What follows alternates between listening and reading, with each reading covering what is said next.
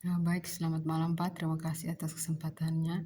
Kali ini saya izin membuat video tentang UAS membersihkan data menggunakan Pentaho. Yang pertama, data itu dikirim dalam file zip, terus itu saya download dalam bentuk CSV. Seperti yang kita lihat di sini ada transaksi CSV, selanjutnya ada pelanggan CSV, ada detail transaksi, dan produk game CSV. Itu sudah saya ubah ke dalam bentuk CSV yang dimana nanti akan saya gunakan untuk melakukan pembersihan data. Selanjutnya kita masuk ke file KTR saya yang sudah saya buat ini. Yang pertama, dari berdasarkan file CSV yang sudah saya download, di sini saya membuat menjadi ada, sebelum saya membersihkan data ini tersebut, di sini saya akan membagi dulu ke dalam beberapa dimensi. Di sini saya membuat menjadi 4 dimensi. Pertama, dimensi pelanggan, di mana di dalam dimensi pelanggan ini terdapat outputnya itu seperti ID pelanggan, nama pelanggan, email, tanggal lahir, kuota, dan SK pelanggan.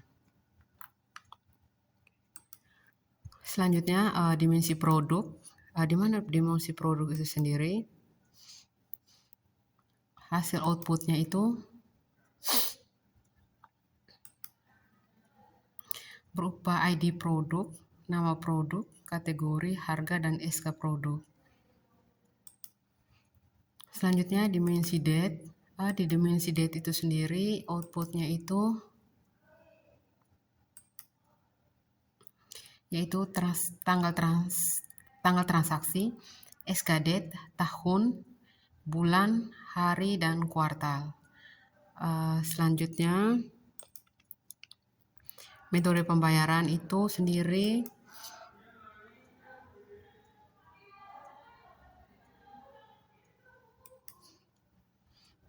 ada metode pembayaran sama SK pembayaran.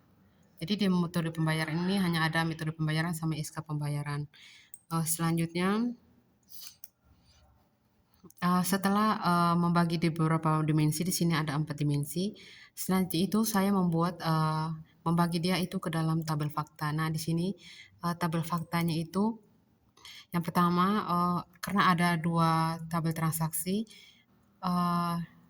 tabel transaksi itu saya melakukan join agar nanti bisa ditampilkan.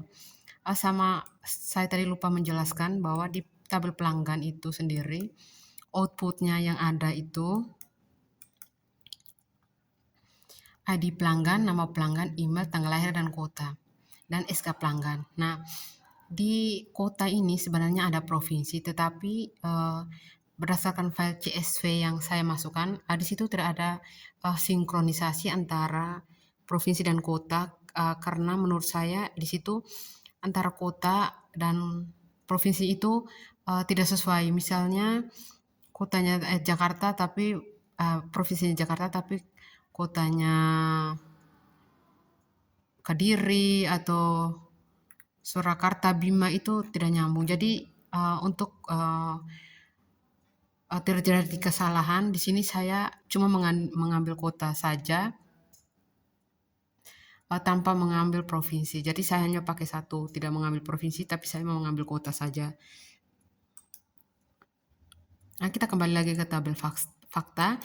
Di sini di input transaksi ini sendiri seperti yang kita lihat.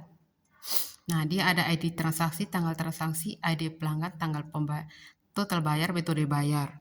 Sedangkan di detail transaksi itu ada ID transaksi, ID produk, dan jumlah.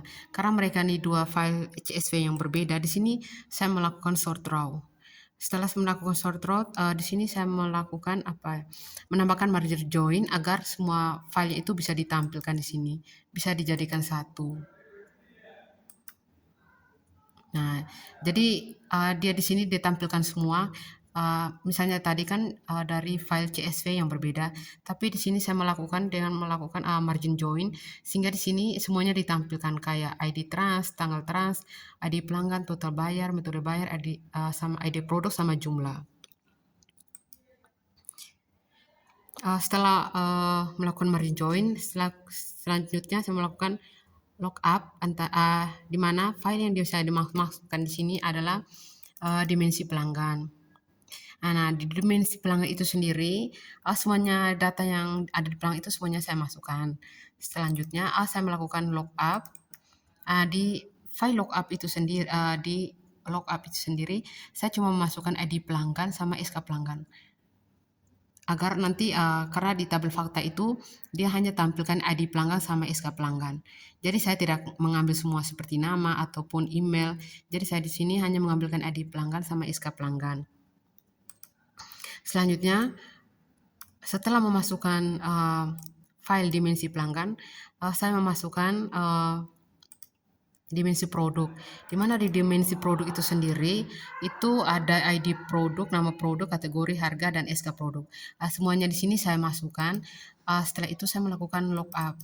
Nah, di lookup itu sendiri juga saya masukkan ID produk sama SK produk, harga, dan kategori. Karena menurut saya harga dan kategori itu perlu ditampilkan di fakta nantinya. Akhirnya di field yang bagian bawah saya masukkan SK produk, harga dan kategori. Setelah memasukkan dimensi pelanggan, setelah itu saya masukkan dimensi date. Di mana di dimensi date itu sendiri sama saya masukkan semua seperti tanggal trans, tanggal date, tahun, bulan, hari, dan kuartal. Setelah semuanya saya masukkan, selanjutnya di stream lookup-nya itu saya ngambil cuma tanggal trans sama di field yang bagian bawahnya saya cuma ambil SK date.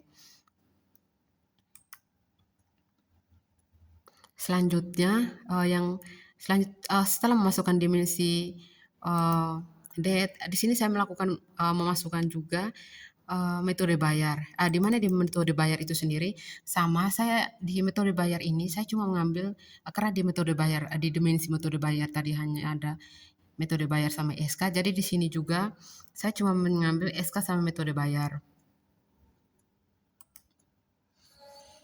Nah, karena saya tambahkan string operasional ini karena pas dijalankan atau pas menampilkan outputnya itu SK bayarnya itu hasilnya 0. Jadi saya tambahkan string operasional agar pas penampilan atau pas menjalankan output dari metode bayar ini dia tidak hasilnya itu muncul dan tidak terjadi 0. Nah, di sini berbeda karena kalau yang tadi kalau misalnya di dimensi produk atau dimensi atau dimensi pelanggan itu di field atasnya itu di to look up the value itu masukkan ID, tetapi di sini di atas sini saya masukkan ID metode bayar dan di bawahnya itu saya masukkan SK bayar. Nah, setelah saya masukkan semuanya, kita lihat dulu output dari dimensi-dimensi yang saya masukkan setelah melakukan dengan lookup. Hasilnya itu tampilan itu akan seperti ini. Di sini dia ada ID trans, ID tanggal transaksi, ID pelanggan, total bayar, metode bayar, ID produk, jumlah, SK pelanggan, SK produk, harga, kategori, SK date, dan SK pembayaran. Selanjutnya, setelah outputnya itu sudah tampil semua, di sini saya melakukan select value. Nah, di select value itu juga itu saya tampilkan semua dari gabungan dari semua lookup yang sudah saya buat tadi. Di sini saya tampilkan semua. Setelah itu klik OK. Nah, dia mengselect semua apa saja yang diambil dan apa saja yang akan ditampilkan di output tabel fakta output nanti. Nah, karena di sini saya rasa ini perlu ditampilkan semua,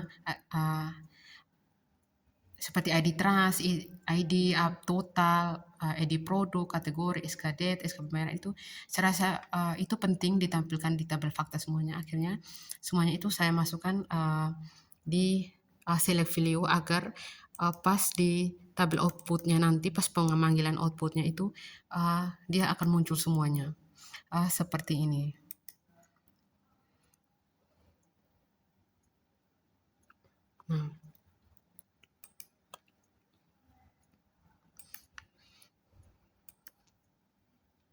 Nah, setelah dari tabel fakta itu selesai, sudah muncul seperti yang saya tunjukkan tadi. Selanjutnya itu kita simpan dulu, rubah tabel faktanya.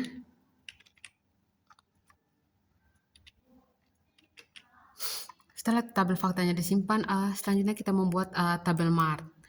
Nah, di tabel MART itu sendiri, yang pertama itu saya menginputkan fakta tabel. Nah, di fakta tabel itu munculnya seperti ini. Jadi ada ID pelanggan itu semua yang sudah dimasukkan ke tabel fakta tadi. Di sini saya mengambil semua. Oke, kita oke saja. Setelah memasukkan fakta input, kita membuat tabel MART. Di sini kita melakukan stream lookup lagi. Di sini saya menginput ID dimensi pelanggan. Di sini masih sama, semuanya saya masukkan. Setelah itu kita tekan OK.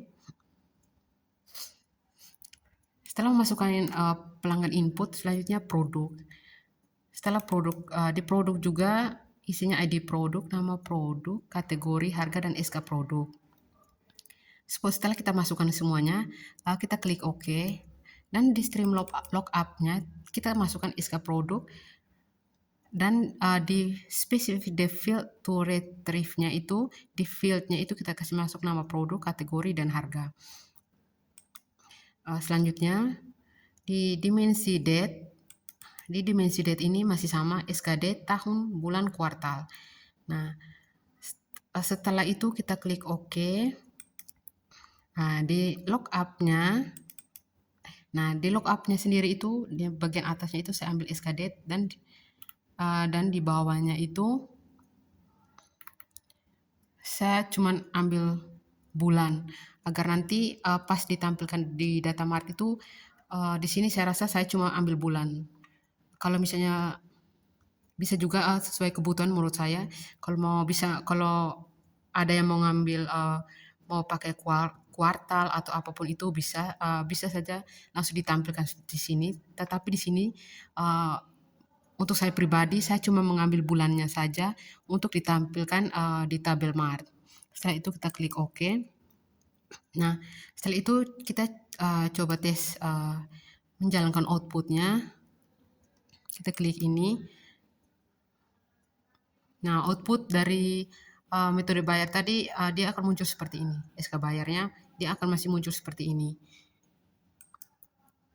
Selanjutnya, nah di sini karena tadi saya di tabel fakta saya belum memasukkan revenue-nya, jadi di sini saya menggunakan yang revenue itu menggunakan JavaScript, itu penjumlahan agar revenue itu di mana harga dikali jumlah, itu akan mendapatkan revenue. Di sini saya menambahkan menggunakan JavaScript. Nah, dalam JavaScript itu sendiri, nah revenue itu jumlah kali harga.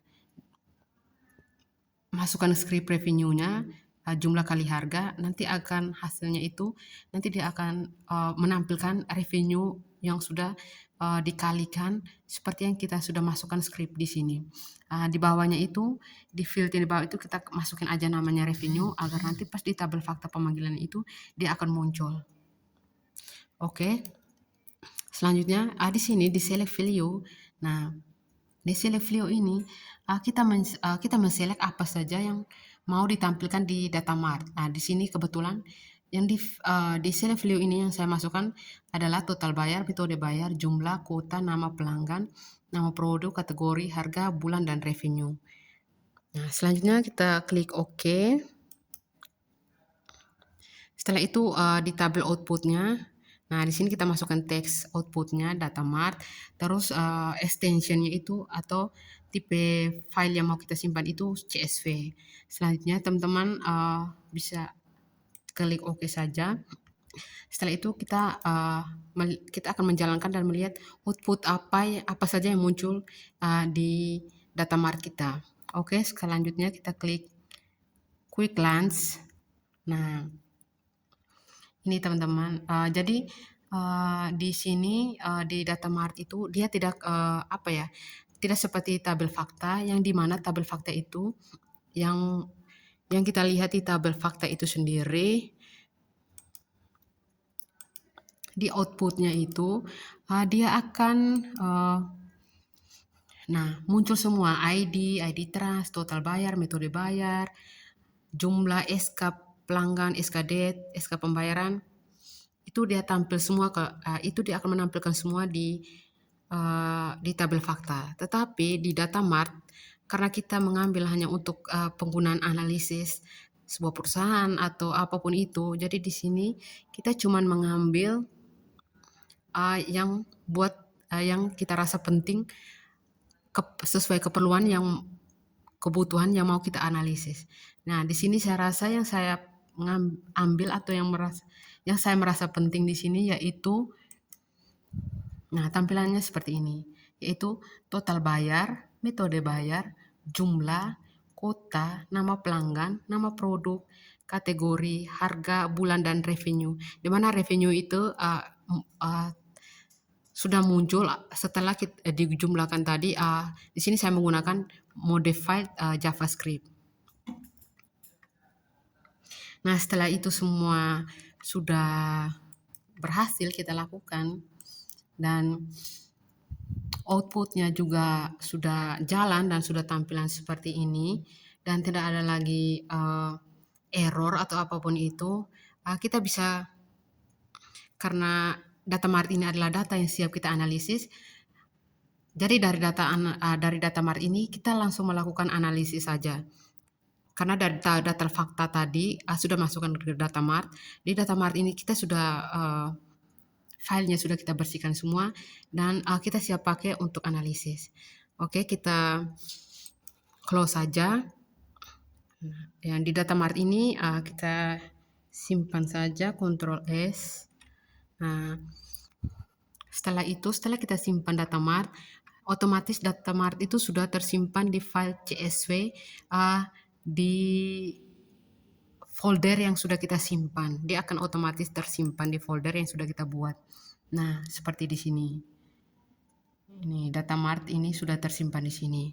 Nah, selanjutnya kita mau melakukan menganalisis data mart yang sudah kita buat tadi. Pertama, di sini, nah, ini data mart yang sudah dalam bentuk CSV. Di sini saya menggunakan Google Sheet. Kalau teman-teman menggunakan Excel juga bisa, tetapi di sini saya lebih paham atau lebih mudah digunakan menurut saya itu pakai Google Sheet. Nah, di sini data martnya udah tampilan seperti ini. Di sini berarti kita langsung melakukan analisisnya. Di sini kita melakukan analisis itu dia menggunakan pivot. Di mana cara menggunakan pivot? Di semua kolom tabel data mart itu kita blok. Nah, setelah kita blok, kita melakukan sisip. Sisip ini di sini ada tabel pivot. Misalnya seperti ini. Nah, dia akan muncul seperti ini buat tabel pivot. Nah, kita pilih saja yang sheet baru, kita klik buat. Nah, teman-teman akan muncul seperti ini. Setelah muncul seperti ini, kita bisa memilih di sini. Misalnya kita mau hitung pencarian, misalnya penjualan per kota atau revenue per kota atau revenue per kategori. Kita langsung misalnya di barisnya ini kita langsung isi saja kota, dan di nilainya nanti kita bisa tambah saja kategori. Karena di sini saya sudah buat, jadi saya langsung menjelaskan saja di pivot table yang sudah saya buat tadi. Nah, penjualan per kota. Ini adalah pivot table yang saya sudah buat penjualan per kota, di mana ini sudah saya masukkan ke Word juga.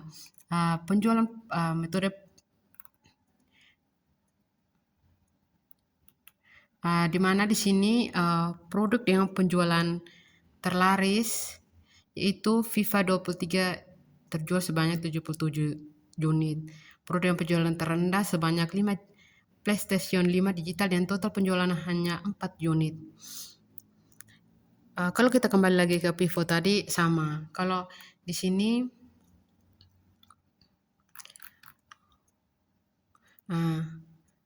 penjualan per kota, di sini pembayaran paling populer.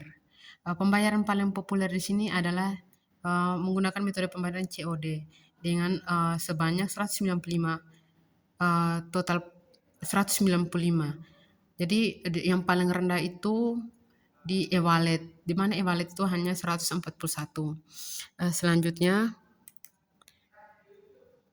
produk terlaris. Nah, produk terlaris di sini yaitu gaming keyboard.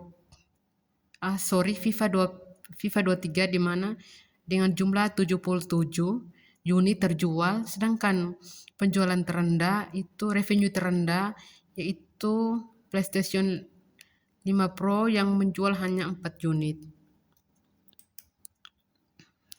Selanjutnya pendapatan per metode bayar. Di sini metode bayar itu ada COD, e-wallet, kartu kredit, transfer bank, dan total keseluruhan. Di mana total pembayaran terbanyak atau terbesar itu dengan menggunakan metode pembayaran COD dengan angkanya yang seperti ini. Selanjutnya revenue produk. Produk terlaris itu adalah FIFA 23 dengan revenue itu 10